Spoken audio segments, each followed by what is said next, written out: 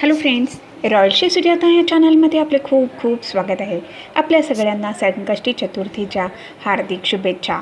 आज आपण 2 ऑगस्ट 2026 रविवार संकष्टी चतुर्थी, त्याचा शुभ मुहूर्त कोणता आहे, चंद्रोदय कधी आहे, पूजाविधी काय आहे व सुखसमृद्धी व मुलांच्या प्रगतीसाठी कोणते चमत्कारी उपाय करायचे आहे ह्याची आपण संपूर्ण माहिती आपण ह्या व्हिडिओमध्ये बघणार आहोत.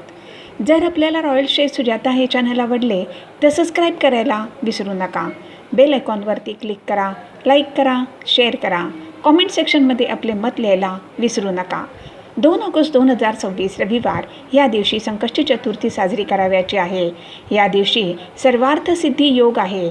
आपण संकष्टी चतुर्थी शुभमुहूर्त, पूजाविधी, मुलांच्या प्रगतीसाठी व सर्व कामना पूर्ण होण्यासाठी सोपे चमत्कारी उपाय करायचे आहेत, ज्यामुळे विघ्नहर्ता गणेश स्वतः मार्ग दाखवतील व आपल्या जीवनामध्ये सुख, समृद्धी व सौभाग्याचे आगमन होईल. याची संपूर्ण माहिती आपण बघणार आहोत. लक्ष देऊन ऐका. हिंदू धर्मामध्ये प्रत्येक तिथीला खूप महत्त्व असते. त्याचबरोबर संकष्टी चतुर्थी ह्या दिवसाला भगवान गणेश यांची आराधना करण्यासाठी खूप शुभ दिवस मानला जातो. या दिवशी शुभ संयोग आहे. या दिवशी भगवान गणेश यांची पूजा अर्चा केल्याने सर्व संकट दूर होऊन जीवनामध्ये येणाऱ्या सर्व बाधा दूर होतात. त्याचबरोबर सुखसमृद्धीचा आशीर्वाद मिळतो. संकष्टी चतुर्थीच्या दिवशी भगवान गणेश व चंद्रदेवाची पूजा अर्चा करणे शुभ मानले जाते. धार्मिक मान्यता अनुसार ह्या पावन तिथीला भगवान गणेश व चंद्र भगवान यांची मनोभावे पूजा अर्चा केल्याने कुंडलीमधील चंद्रदोष दूर होतो व व्रत केल्याने विशेष लाभ प्राप्त होऊन नकारात्मक प्रभाव कमी होतो. संकष्टी चतुर्थी शुभ मुहूर्त, चंद्रमुहूर्त आणि पूजाविधी काय आहे? संकष्टी चतुर्थी 2 ऑगस्ट 2026 रविवार. तिथी प्रारंभ 1 ऑगस्ट 2026 रात्री 11:08 तिथी समाप्ती 2 ऑगस्ट 2026 रात्री 11:14. चंद्रोदय रात्री 9:24.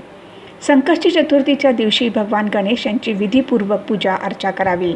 भगवान गणेश यांच्यासमोर तुपाचा दिवा, अगरबत्ती, 21 दुर्वांची जुडी, लाल जास्वंदीचे फूल व अक्षता अर्पित कराव्या.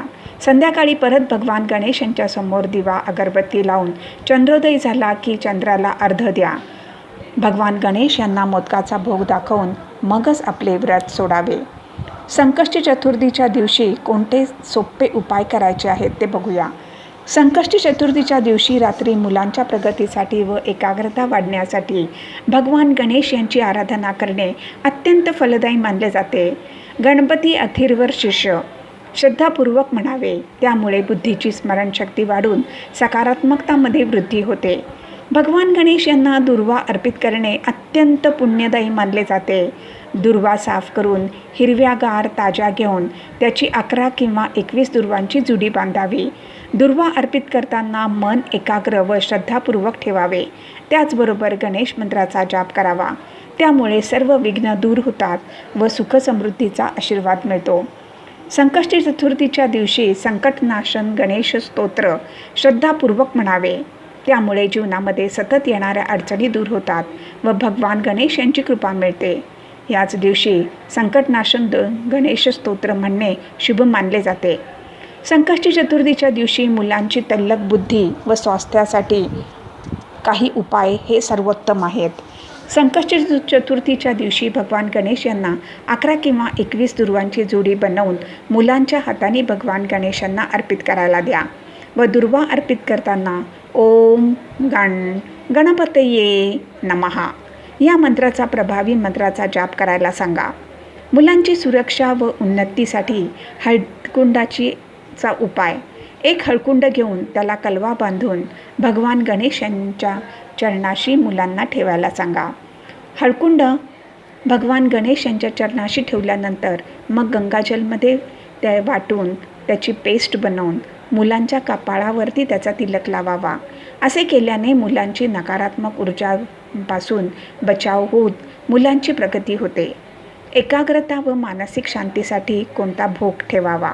पूजा करताना भगवान गणेश यांना लाडूंचा भोग ठेवून मग तो भोग मुलांमध्ये किंवा लहान मुलींमध्ये वाटून द्या.